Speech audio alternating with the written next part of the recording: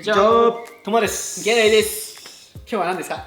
今日はクライミングシューズについて語っていきたいと思います。はい。まずクライミングシューズどのぐらい大事？いやもう9割ぐらい大事。嘘。スピードの中7割ぐらい。6。てかそういう答えだと思わなかったけど。でも実際ボルダーもスピードもだけど靴が変わるだけでさ、もう登り方も変わるし、もう本当にスタイルもさ、変わってくるから、めちゃめちゃ大事だよね。スピードにとってどういう感じなの？靴めっちゃ大事じゃない？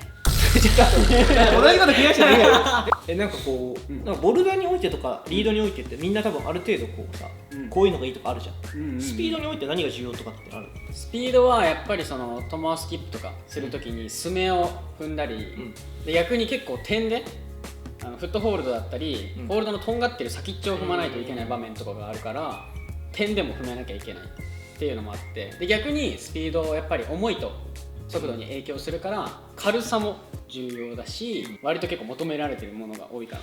確かに、じゃあ早速まず今履いてる靴出しますか。よし、せーの。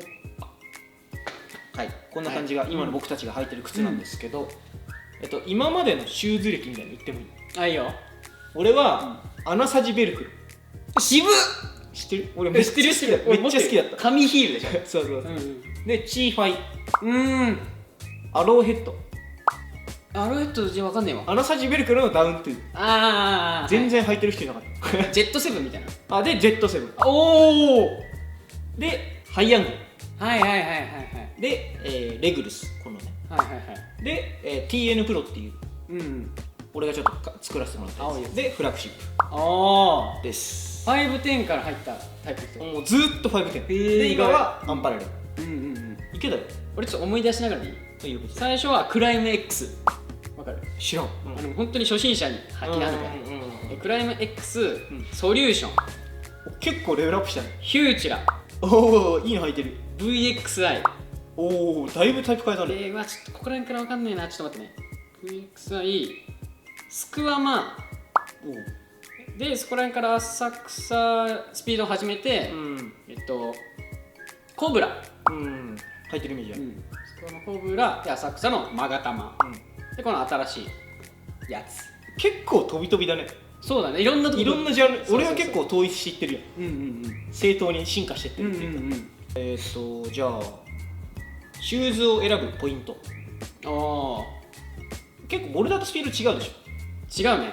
そうだよね。じゃあ池田ちょっとまずこの2つどう使い分けてるみたいな。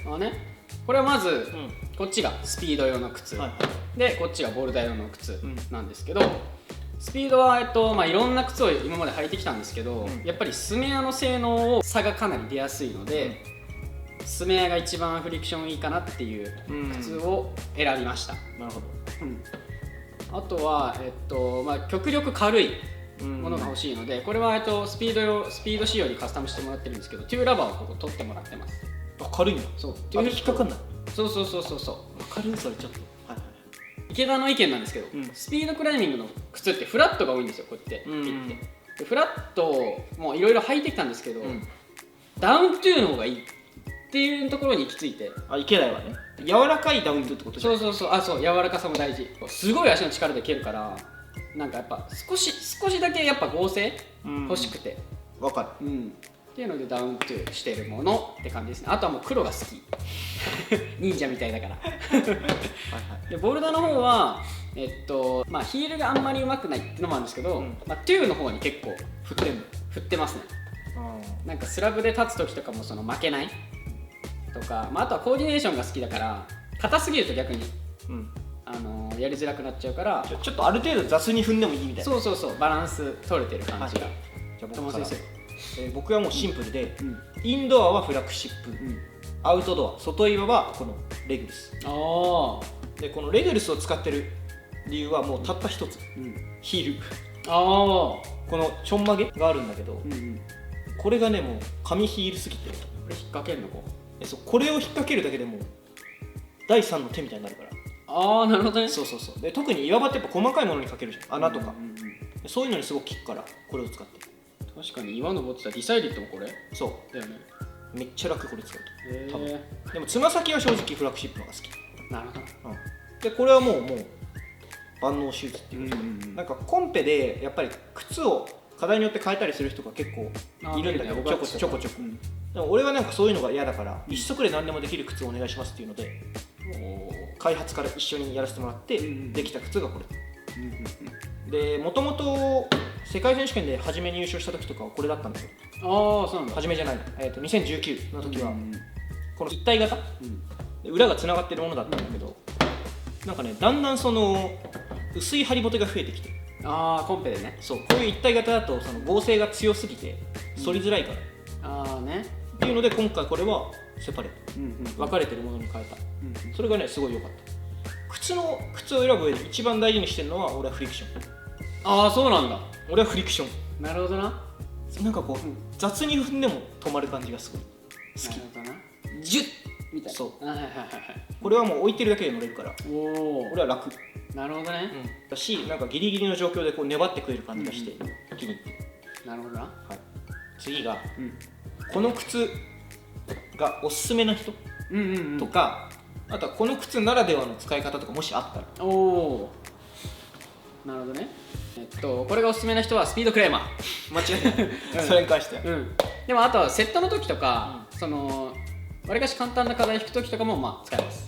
やっぱ足入れが楽なの。楽だしずっと履いてられるっていうのもある。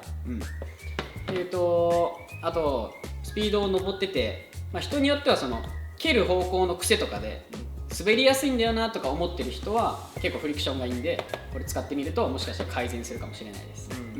でこっちはなんかもちろん同じソールなのでフリクション良さげです。何かに特化したっていう感じじゃなくて、全体的にバランスがいいシューズになるので、なんかオールマイティーな靴欲しいっていう人に向いてます。あとは全部その国内で生産してるので、国内産がいいって人はAクライミング、確かにぜひぜひ。はい、こんな感じです。僕はちょっとさっきと似るんだけど、これはもう岩場におすすめ。岩場におすすめで、やっぱヒール課題だったりとか、あとはまあ足も結構点の課題の方がいいかなっていうのがあるから、アウトドアでクライミングしたい人におすすめで、でフラッグシップはもうインドアで登る人みんなにおすすめしたい靴で、名前の通り、最上級って意味なんだけど。あ、そうなの。フラッグシップってなんかフラッグシップセダンとか車でいいモデルそうみたいな感じだから、フリクションが高いソールで、なおかつそのヒールとこのトーのラバーと裏のラバー全部違う種類ですから、全部の技がやりやすいしバランスがいい靴だから、インドアで登る人をみんなにおすすめしたいかな。ならではの使い方っていうのはそんなにないと思うんだけど、他の靴に比べて多分この側面でのトゥーフックとか、なんかただここでかけるトゥーじゃなくて、こう側面当てとくみたいなのあるじゃん。こういう感じで当てとくみたいな、そういうのがめっちゃ効く。やっぱフリクションがいい靴だから。確かにそういうことか。ともくんなんかそこ当てとくみたいな。そう、当てるだけで変わるから、っていうのと、あとはやっぱりスラブのコーディネーションとかでもフリクションを発揮しやすいかなって思うかな。はい、次、他の靴でいいなって思うところ。ありますよ、これは。何それこそ名前言っちゃう？名前言っちゃいますよ。いいよ。スポルティバの 4.99 をもちろん試したこともあるんですけど、あれのやっぱ軽さと靴下感っていうのがぴったり感ってこと？そうだから多分合成とかこの踏ん張った時に耐える力はちょっと弱いんだけど、本当に靴下とクライミングシューズの間みたいな感じはいいなとは。フィット感だね、フィット感。でもあれ、そうだね、なんか多分フィット感を求めると失うものもあるんだけど、分かる。そうだからそれを1個にまとめられた、これであれをできたら最強やな。俺は他の靴でいいなって思うのは、正直そのこれ靴のせいでできないなっていうのはあんまり今ないけど、なるほどね。実際見てて思うのはスポルティバのシューズとかは、やっぱり靴自体のこう作りが完成度が高いから、素材とか構造ってことね。だからそのビスを踏んだ時の安心感、っていうのは俺っていうかアンパラレルよりも高いなと。この靴はどっちかというと自分で全部ちゃんとやんなきゃいけない。なるほどな。もうビスとか踏むんだったら、足の指の力で耐えたり、面を踏むなら体でこう押さえたりとかっていうのが必要なんだけど、スポルティバのシューズはなんか点乗ってる時のみんなの脱力感というか、自然と乗れるじゃないけど、てる感じがいいなとは思うから、まあ、ただ両立できないと思うんだけどね。まあ難しいよね。自由度も高いけど構成が強いみたいなのは難しいだろうから、まあ、そのぐらいかな。最後、こんな靴が出たら面白いなみたいな未来、こんな靴が出たらいいな。